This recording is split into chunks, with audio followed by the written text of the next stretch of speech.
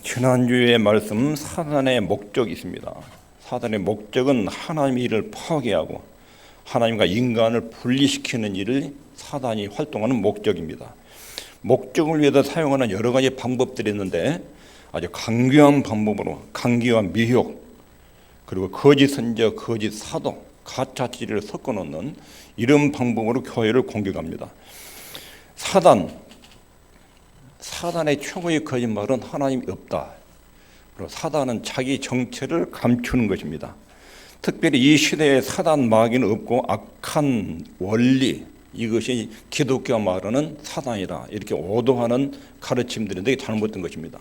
사단은 뚜렷한 악한 인격적 존재입니다. 말하고 생각하고 행동하는 뚜렷한 존재예요. 악한 원리, 악한 사상, 그게 아니에요. 사단은 뚜렷한 인격체예요. 그리고 존재가 뚜렷하게 있습니다. 성경에 보면 악한 원리를 대적하라 이렇게 말하지 않고 마귀를 대적하라. 마귀라는 인격적 실체가 있다. 타락한 천사가 있는데 그 마귀와 싸우라, 대적해라. 그리하면 너희를 피하리라. 베드로전서 5장 9절에도 너희는 믿음을 굳게 하여 저를 대적하라. 마귀를 대적해라. 우리는 악한 인격체와 싸우고 있습니다. 성경은 성도의 싸움의 대상이 강귀한 그리고 사악한 인격체인 사단 이렇게 말합니다. 우리는 마귀 활동을 다룰 때 두 가지 항목으로 다룹니다. 하나는 일반적 원리. 마귀의 일반적 활동은 하나님을 대적하고 성도를 대적하고 하나님과의 관계를 파괴하는 것. 여기 마귀의 일반적 활동입니다. 마귀의 세부적인 활동. 이것은 뭐냐면 이단, 사교, 사단이 도구로 씁니다. 속임수, 또 교만, 의심, 성령을 소멸하는 것, 유혹, 낙심, 걱정과 근심, 자기의 사랑, 거짓 열심, 세속화. 사단이 쓰는 방법들이에요. 교회 안에 파고드는 이단, 이것은 초대교회, 성경에 기록한 교회들부터 이단 사상이 들어옵니다. 이단의 진상을 살펴보고 하나님의 교회와 성도를 고통스럽게 만드는 이단의 실상, 그 운동들의 진상을 살펴볼 것입니다. 먼저 이단과 배교는 이단이 있겠습니다. 시작. 확정된 성경 진리를 부정하는 것. 이단은 규정되고 확정된 교회가 이것이 성경적 진리다. 내는 것을 이단이 그걸 부정해요. 일부를. 다 부정하지 않고 일부를 부정하는 것이 이단이에요. 그 다음에 이 배교란 것은 성경적 진리를 이탈하는 것.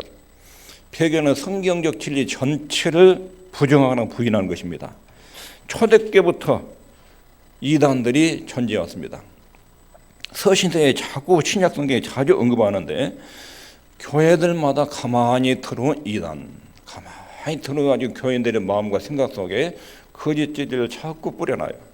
하나님을 제대로 믿지 못하도록 흔들어 놓고 혼란을 일으키는 이런 이단이 초대교회에 참 많았습니다. 에베소 교회, 골로새 교회, 갈라디아 교회, 고린도 교회, 초대 교회들마다 이단이 가만히 안 들어온 데가 없었어요. 사도 바울은 개척을 해놓고 떠나면 이단이 들어가가지고 막 바울이 전한 복음을 혼돈을 시켜놔요. 그런 편지를 쓰면서 그걸 조목조목 잘못을 지적하는 편지마다 서신서마다 교회마다 이단들이 파고 들어왔어요. 신약 성경에 기록될 초대교회 당시에도 그 원수의 의도는 교회의 생명력을 저해하고 그리스도의 확신을 흔들어 놓고 하나님 안에서 이루어지는 그 사역들을 헛되게 만드는 이게 사단이 교회를 흩어뜨리는 이단적 사상입니다. 이단은 사단이 교회에다 뿌려놓은 가라지예요. 가라지. 교회 복음이 전달되는 것마다 사단은 꼭 거짓 진리를 같이 뿌려놔요. 진짜 진리를, 진짜 신앙을 찾지 못하도록 헷갈리도록 이렇게 사단이 역사해요. 이 사단의 역사를 잘 알아야 참된 신앙으로 믿음을 승리할 수 있습니다.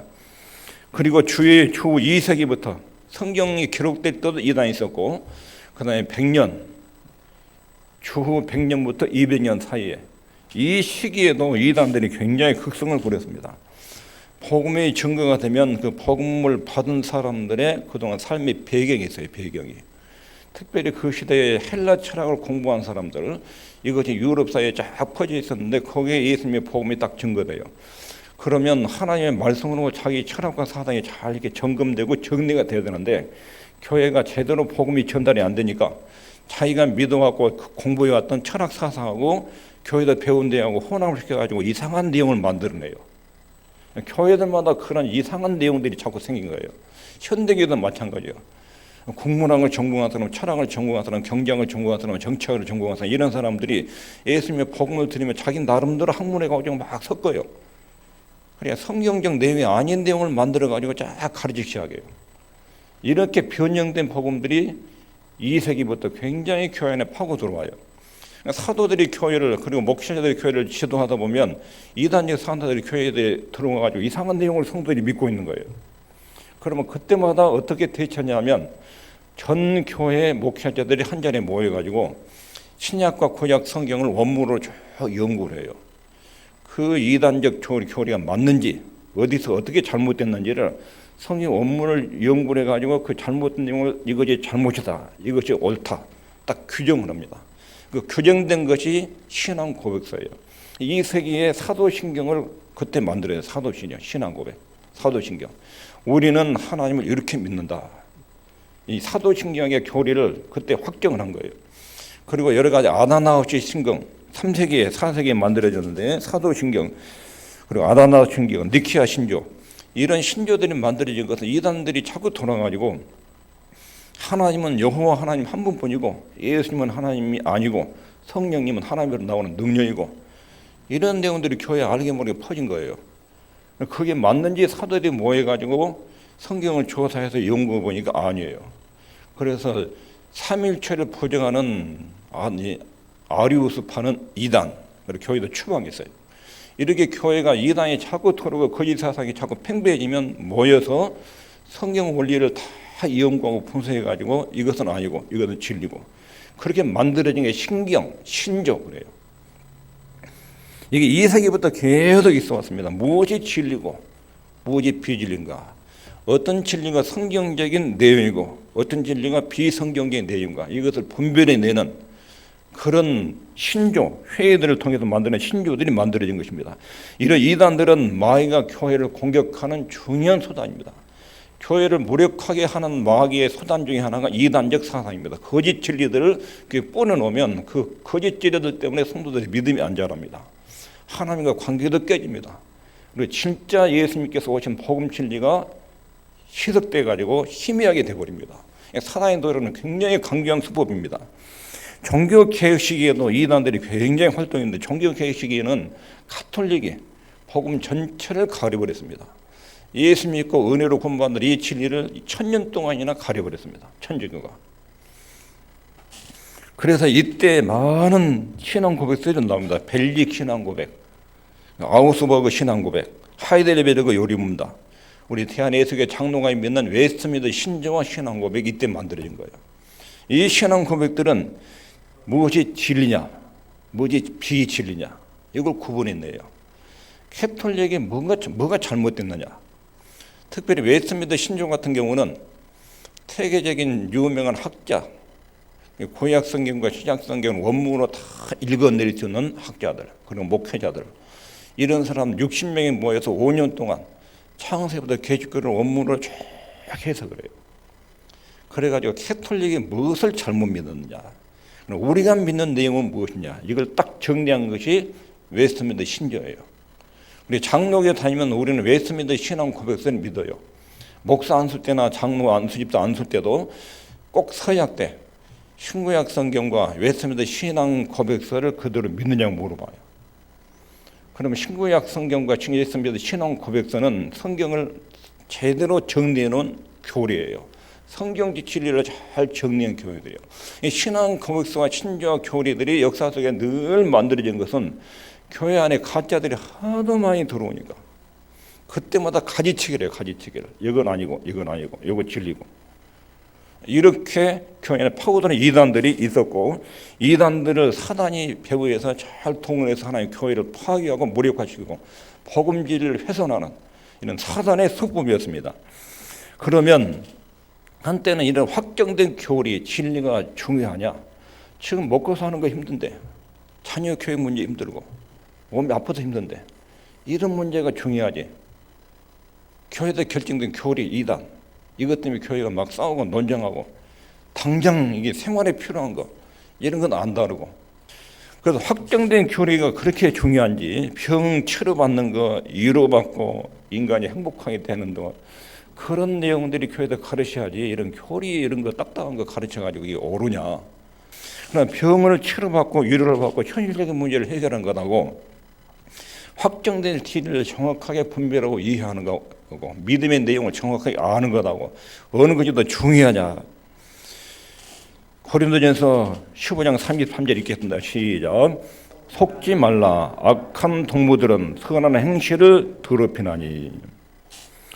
그릇된 가르침은 심히 위험하다.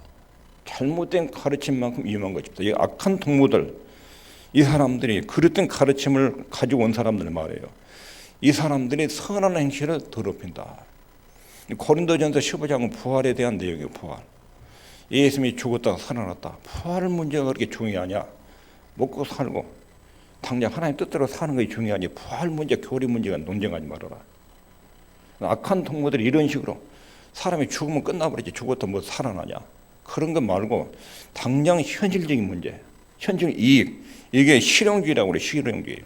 지금 당장 표백에 대한 이 문제를 중요하게 다뤄서 내가 이득을 취하고 문제를 풀어가는 실용주의에 입각해서 혼덕교회에 악한 동무들이 나온 거예요. 이 사람들이 그릇된 교훈, 그릇된 가르침을 가지고 예수님의 부활 사실을 부정하고 육체로 살아난다는 부정하고 현실적인 경건과 이득 이런 것을 가르치기 시작한 거예요. 악한 동무들의 가르침, 이 사람들에게 속은 것입니다. 바울은 악한 동무들의 그릇된 교훈, 그릇된 생각, 그릇된 믿음 이것이 선한 행실을 더럽힌다. 이 말이 다른 말로 요약하면 이거의 시작. 믿음의 내용이 잘못되면 모든 삶이 잘못됩니다. 그러니까 당장 행복의 문제, 위로받고 자녀 문제, 뭐 건강 문제, 돈 문제 이런 거 풀어내는 것보다 믿음의 내용이 올바르게 세워지면 먼저 그 나라 의가 확보가 되면 그다음에 그런 문제는 부수적으로 따라온다고요. 몸의 기력이 회복되고 건강이 체력이 회복되면 감기, 몸살, 그다음에 뭐 여러 병들이 떨어지는 것처럼 하나하나 병세를 다 그럼 잡으면 원기가 떨어지면 다 토로목이에요. 생활 문제 하나하나 터치하는데 성경적 진리를 모르면 다 생활에서 엉망이에요. 능력이 안 나와요. 능력이. 그런데 믿음의 내용이 올바르고 참 신앙을 가지고 진정으로 하나님을 제대로 알고 그분의 진리를 따라서 믿으면 가정 문제, 경제 문제, 건강 문제, 영혼 문제 다 풀어진다. 그 안에서. 그러니까 믿음의 내용이 중요한 거예요. 믿음의 내용에서 올바른 삶이 흘러나와요. 삶이 반듯하게 구매 있게 정립이 되는 것입니다. 믿음의 내용이 잘못되면 행동이 잘못 나오게 되는 것입니다. 잘못된 체험을 하게 됩니다. 따라하겠습니다. 거짓 신앙은 마귀와 죄를 이기지 못한다. 실용주의를 택하면 무력해집니다. 당장 현실적인 이익 쌈박하게 느끼는 그 느낌 이런 쪽으로 진리를 추구하면 사단의 권세와 죄의 세력을 이겨내지 못해요. 이게 천명의 약점이에요. 사도행전 12장 22절에 우리가 하나님 나라에 들어가려면 많은 환난을 겪어야 할 것이다. 예수를 제대로 믿고 진리를 행하려고 그러면 진리, 반진리와 투쟁하는 굉장한 어려움과 고통들이 떠나요. 성경은 명확하게 그렇게 말해요. 또한 그를 위하여 고난도 받게 하십니다. 요한복음 16장 33절에 너희가 환난을 당하나 담대하라. 내가 세상을 이기었노라. 너희들이 믿음으로 하나님의 뜻대로 살려고 하면 반대 세력의 강력한 저항에 부딪힌다. 하나님 믿으면 모든 것이 내가 원하는 대로 잘 되는 게 아니라 하나님을 믿으면 사단과의 일대 전쟁을 치른다. 가정이든 직장이든 하나님의 뜻과 반대되는 사상과 정신과 행동들과 끊임없이 충돌이 일어난다. 이게 환난이에요. 환난. 성경은 이걸 정확하게 말해요. 확정된 진리의 중요성은 참된 교회는 생존을 위해서 가장 중요해요. 교회의 생존이 여기 있어요. 성경은 성령의 감동으로 기록됐습니다. 성령께서 말씀을 사용하셔서 우리를 거룩하게 만들어 가십니다. 그 말씀을 믿지 않거나 받아들이지 않고 여러 방향으로 말씀에서 벗어나게 되면 성령으로부터 오는 축복을 기대할 수 없습니다. 교회의 생존, 신앙의 생존은 성령의 감동에 따라 명확한 진리를 믿고 따를 때 성령으로부터 오는 축복이 우리에게 임하는 것입니다. 그때가 형통한 것입니다. 성령의 인도와 말씀의 인도 따라서 살아가는 것이 형통한 삶이에요. 그런데 오늘날 교회를 진단할 때 옛날 교회보다 현대 교회가 많이 그 능력을 잃어가고 있다. 교회가 능력을 상실해가고 있는 이유가 뭐냐? 교회는 많아지고 교회 경제적으로 인구 성도 수는 많아지는데 교회 능력이 왜 상실해 가느냐? 원인 진단할 때 잘못 진단한 경우들이 많아요. 어떤 사람들은 교회가 이렇게 능력을 잃어가는 것은 사회의 파장을 잃어가는 것은 분열 때문이다. 교회 분열. 이게 잘못된 진단입니다. 그래서 교회가 하나로 뭉치면 복을 받고 능력이 나타날 것이다. 그래서 교회 일치 운동을 시작합니다. 그러면 어떻게 뭉쳐야 되느냐? 한 사람은 이렇게 믿고 한 사람은 저렇게 믿는데 믿는 내용이 다른 이 두 그룹이 어떻게 일치를 이루느냐? 과거 교리 다 빼버리고 하나 되는 것이 중요하다. 그래서 뭉쳐야 하나로 뭉쳐와 이 시대와 정치와 그 교회의 능력이 나타난다. 이런 주장들이 자꾸 교회 일치 운동에서 나옵니다. 카톨릭과 개신교가 하나가 된다. 카톨릭이 믿는 내용이 다른 거, 개신교 믿는 내용인데 다른데 일치를 위해서 일치를. 그래서 이 사람들이 하는 말이 지나간 과거, 카톨릭이 하는 말이 지나간 과거 종교계 카톨릭의 모순, 그 따지지 말고 예수님이 하나 되라고 했으니까 하나 되는 것이 하나의 명령에 순종하는 것이다. 하나 되자. 함께 뭉치면 각자의 특수성을 다 빼고 공통점을 찾아서 하나로 뭉치자. 이게 교회 일치 운동인데 성경과 전혀 다른 거예요. 성경의 교훈을 정면으로 도전한 것입니다. 이것이 세속적 사상의 진리 부정하는 것입니다. 성경적 교훈은 우리 주님께서 어떻게 하나 되라고 그랬어요? 진리 안에서 하나 되게 하옵소서. 앞에 진리를 빼버리고 하나 되게 하면 그 이단이에요. 카톨릭, 불교, 유교, 유대교, 기독교, 이슬람 다 하나로 합치면 그러면 거기는 사단이 왕노릇해요. 사단이. 진리를 외면하고 거기에 진리와 연합하면 성령의 역사가 소집됩니다. 그러면 하나님으로부터 내리는 축복이 거기에 나타나지 않습니다. 교회 진단할 때 교회의 능력을 잃어가는 진짜 모습이 뭐인가? 교회가 분열해서 그런 것이 아니에요. 뭐 때문에 일지요? 성령님은 다수보다 진리를 따라서 역사하십니다. 아무리 사람이 많아도 그 진리를 따르지 않으면 역사하지 않으셔요. 그러나 아무리 소수의 사람이라도 소수의 사람들이 하나님의 말씀을 믿고 진리를 따르면 거기서 성령께서 역사하셔요. 이게 성령 역사하시는 방식입니다. 그래서 성령님은 다수보다 진리를 따라 역사하는데 구약에 보면 이 진리가 돋보이지요. 하나님은 사람의 숫자보다 사람이 많은 곳에 역사하는 게 아니라 2명, 1명, 몇 사람이라도 하나님을 진짜로 믿는 사람들 속에서 역사해가지고 역사를 변화시켜요. 그게 하나님의 구약시대에서 역사하시는 방식이에요. 사람이 많이 모이면 하나님이 좋아한 게 아니에요. 몇 명이 모이든지 진리를 따라 사는 그 사람들 가운데 주님이 역사를 하셔요. 한두 사람 정도로 진리를 깨닫고 나머지는 못 깨달으면 한두 사람을 통해서 그 다수를 하나님 변화시키는 그런 일을 해 나가십니다. 에레미야 같은 경우에 에레미야 선지자 외에 다 거짓 선지자들이었어요. 에레미야만 독특하게 국가의 멸망을 이야기해요. 거짓 선지자들은 바벨론이 1차 BC 607년에 예루살렘을 침략해가지고 포로로 잡아가 버렸어요. 거짓 선지자 하는 말이 2년 안에 바벨론 망한다. 포로로 잡혀간 사람들 돌아온다. 희망의 메시지를 전해요. 희망의 메시지를. 근데 에레미야는 그 사람들한테 못 돌아온다. 우리나라 망한다. 이렇게 말을 해버렸어요. 그러니까 거짓 선지자들이 막 에레미야를 지탄하고 정치인들이 에레미야 이놈이 국가의 사기를 떨어뜨리고 적에게 이렇게 말한다고 완전히 적하고 내통한 사람이라고 집어넣고 모함을 하고 죽이려고 얼마나 많이 했는지. 그러다 에레미야는 계속 나라가 망한다. 나라가 망한다. 너희들 바벨론에 항복을 해라. 그러면 목숨은 부지가 된다. 안 죽는다. 성전도 불이 안 탄다. 항복해라. 그러면 나라는 존속이 된다. 노예 국가로 식민지로 존재하지만 나라는 존재된다. 항복해라. 이렇게 메시지를 전하니까 거짓 선지자들 들고 일어나고 나라의 희망을 꺾는다고 해가지고 에레미야를 아주 정치인들도 경제들도 선지자들까지 종교들도 전부 다 대적을 해요. 에레미야는 끝까지 하나님이 그렇게 말씀했다 이야기예요. 그런데 하나님의 에레미야를 통해서만 역사를 하죠. 거짓 선지자를 통해서 일체 역사 안 해요. 다수가 다 국가의 희망을 말하고 바벨론 망하고 우리나라 일어난다. 좋은 말을 했는데 다 가짜 진리였어요. 그 사람들 속에 하나님 역사하지 않으셔요. 하나님 하신 말씀이 내가 보내지 않았는데도 내 이름을 말하는 거짓 선자들. 그러면서 시간이 지나고 보니까 전부 다 뭐 2년 만에 나라가 바벨론 망하기는 왜 망합니까? 포로들이 2년 만에 돌아옵니까? 예레미야 말대로 때가 되니까 성전이 다 불타고 예루살렘은 초토화되고 그 사람들 포로로 끌려가고 그때서야 예레미야 말이 진짜였구나. 시간이 지난 다음에서야 입증이 되는 거예요. 입증이. 하나님은 다수를 따라서 역사하는 게 아니에요. 진리를 따라서 이래요. 진리를 따라서. 사람 많은 것을 좋아하는 게 아니에요. 하나님을 잘 진심으로 경외하는 소수의 사람을 통해서 능력을 일으켜서 다수의 사람을 변화시키는 그게 하나님의 방법이에요. 초대교회도 하나님의 12명 제자들 불렀어요. 3년 동안.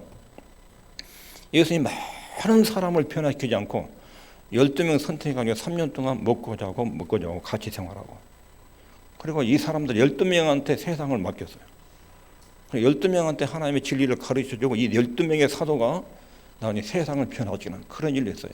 진리로 무장된 소수의 사람, 이 사람들을 통해서 하나님이 역사하셨어요. 읽겠습니다. 시작. 성경과 바른 진리가 교회의 능력입니다. 교회의 능력의 원천을 잘 알아야 돼요. 하나님은 능력이 나오는 게 아니라 성경적 진리. 성령께서 언제 역사하느냐? 성경의 바른 진리를 따라서 믿고 신앙 고백하고 따라가면 그때 성령께서 역사하셔요. 성령께서는 바른 진리를 깨닫고 바르게 안내를 하시는 역할이에요. 그리고 우리가 믿고 움직이면 그때 성령의 능력이 나타나는 것입니다. 함께 뭉치한 능력이 나오는 게 아니에요. 속지 말아야 돼요. 함께 뭉치면 능력이 나오는 게 아니라 진리를 따라서 행할 때 능력이 나오는 거예요. 교회 크기의 문제가 아니라 교회 순수성의 문제예요. 교회가 얼마나 크냐. 신약 성경의 쭉 교회의 모습을 보고 또 요한계시록 7교회의 주님이 나타나서 교회를 평가를 하지요. 예수님이 교회를 평가를 할 때 교회 숫자 재정 문제를 일체 언급을 안 했어요. 그 교회 수가 몇 명이냐, 재정상이 얼마냐, 이게 잘했다, 못했다, 약하다, 강하다 전혀 그런 평가가 없어요. 예수님이 딱 나타나 교회 하나하나 체계하면서 너희는 이건 잘했다, 이건 진리를 벗어났다. 서머나 교회 같은 경우는 굉장히 핍박을 많이 받아가지고 교회의 재정도 성도도 굉장히 적은 교회예요. 서머나 교회에도 주님이 크게 칭찬해요. 너희들이 사단의 시험을 잘 견디고 믿음을 지켰다. 서머나 교회에는 일체 책망이 하나도 없어요. 필라델피아 교회도 소수예요. 근데 참 믿음으로 진짜 믿음으로 잘 살았어요. 필라델피아 교회도 주님이 책망이 없어요. 라오디게아 교회는 굉장히 외적으로 재정도 교인 수도 많아요. 근데 칭찬이 하나도 없어요. 걔도 책망만 해요. 책망만. 주님의 눈에는 진리를 따라 사는 것을 굉장히 중요하게 여겨요. 사람 다수, 큰 거 이런 것에 주님은 속지 않으셔요. 갈라디아서 1장 8절에 여기 있습니다. 시작. 그러나 우리나 혹 하늘로부터 온 천사라도 우리가 너희에게 전한 복음 외에 다른 복음을 전하면 저주를 받을지어다. 교회에 어떤 사람이 나타났어요. 성품과 인격이 굉장히 멋있고 아름다워요. 병도 고쳐요. 구조도 잘해요. 그런데 다른 복음을 전하면 그놈은 저주받아야 된다. 사도 바울이 이렇게 딱 자른 거예요. 아무리 탁월한 인격, 구제, 훌륭한 행동, 좋은 행동을 해도 거짓 복음을 바울이 전한 예수 그리스도에 대한 메시지를 바꾸면 그 사람은 저주받아야 된다. 천사의 모습을 가진 인격을 가진 자라도 천사처럼 기적과 은사와 능력을 나타내도 예수님의 복음을 잘못 전하면 그놈은 저주받아야 된다. 다른 복음에 대해서 그렇게 단호하게 성경은 말씀하고 있습니다. 진리에 대해서 하나님은 관심을 갖습니다. 바울은 진리를 끊임없이 증거하고 진리를 데려가는 사람에 대해서 늘 경고를 합니다. 종교개혁된 루터도 수없이 많이 비방을 받았습니다. 예수님의 사도들도 가는 곳마다 공격을 받았습니다. 진리를 주장하는 사람은 사단의 무차별적인 공격을 받습니다. 다수로부터 많은 공격을 받습니다. 그러나 하나님은 언제나 당신의 진리를 영원롭게 만듭니다. 진리를 전파하는 사람은 끝에 가면 반드시 주님의 평가를 받습니다. 착하고 충성된 종아, 네가 잘했다. 이런 최종적인 평가를 받습니다. 그리고 우리는 사람들의 이목과 평가를 중요하게 여길 것이 아니라 하나님이 말씀하신 진리를 올바로 믿고 따르는 것, 여기에 목숨을 걸고 신앙생활하는 것이 중요합니다. 그러면 모든 지각에 뛰어난 하나님의 평강이 그 사람의 마음과 생각을 지킵니다. 사단의 섭법을 대적하고 거짓지를 대항해서 하나님 진리를 따라서 걸어가면 그때 성령의 능력이 나타나고 성령으로부터는 축복이 그때 우리 마음과 영혼 속에 충만하게 임하게 되는 것입니다. 결국 세월이 흐른 후에 가장 영광스러운 찬사를 주님으로부터 받게 됩니다. 잘하였다, 착하고 충성된 종하는 평가를 받게 될 것입니다. 이단은 세력은 마귀의 괴계의 결과로 일어납니다. 마귀의 작품입니다. 그리고 우리에게는 믿음의 대상과 믿음의 내용이 굉장히 중요합니다. 삼위일체 하나님에 대한 믿음의 대상, 그 하나님의 어떤 능력과 영광과 성품과 구원 계획을 가지고 펼치셨는지 그 하나님을 잘 알아야 됩니다. 하나님이 세상에 가신 당신의 구원 계획을 어떻게 펼쳐나가셨는지 신구약 성경 속에서 하나님의 경륜, 하나님의 계획, 뜻을 잘 분별한 것이 그렇게 중요합니다. 그리고 믿음의 내용이 중요합니다. 정말로 너희가 주 안에서와 그 힘의 능력으로 강건해지고 마귀의 괴계를 능히 대적하기 위하여 하나님의 전신갑주를 입으라. 오늘 말씀을 정리하면 사단이 이단을 씁니다. 도구로. 그리고 우리 성도는 악한 인격적인 사단과 전투를 벌이고 있습니다. 사단은 이단을 가지고 교회를 공격하고 여러 공격 방법 중에 하나가 이단이에요. 사단의 공격 소단 중에 하나 이단이에요. 교회에다가 가라지씨를 쫙 뿌려놔요. 이단지 사단을 뿌려놔요. 그냥 교회가 거기에 퍼져나가가지고 진짜 신하고 가짜 신하고 분간을 못해요. 그리고 우리가 기억해야 될 건 현실적 필요보다 믿음의 내용, 신앙 고백, 이게 올바른 신앙을 갖는 거, 이것이 훨씬 더 중요하다는 걸 기억해야 됩니다. 믿음의 내용이 잘못되면 모든 삶이 뒤틀립니다. 경건한 삶이 나오지 않습니다. 죄와 사단을 이기지 못합니다. 그래서 사단은 이단적 사상으로 교회를 막 공격해 들입니다. 우리 마음속에 성경에서 이탈된 내용을 주입해가지고 세상적 사고방식을 심어내가지고 하나님과 우리 관계를 무산시키고 파괴시켜버리는, 이게 사단의 즐겨 쓰는 수법입니다. 이 수법에 걸리지 않도록 늘 기도하고 말씀에 충만해야 됩니다. 교회의 참된 능력은 성령과 바른 진리에서 나옵니다. 바른 진리를 따라서 성령이 역사하시고 성령이 역사하시면 바른 말씀을 깨닫도록 안내해 나가십니다. 거짓된 진리에 현혹되는 것, 사단이 늘 미끼로 사용하는 것입니다. 이걸 늘 경계하고 주의하시기를 바랍니다. 기도하겠습니다.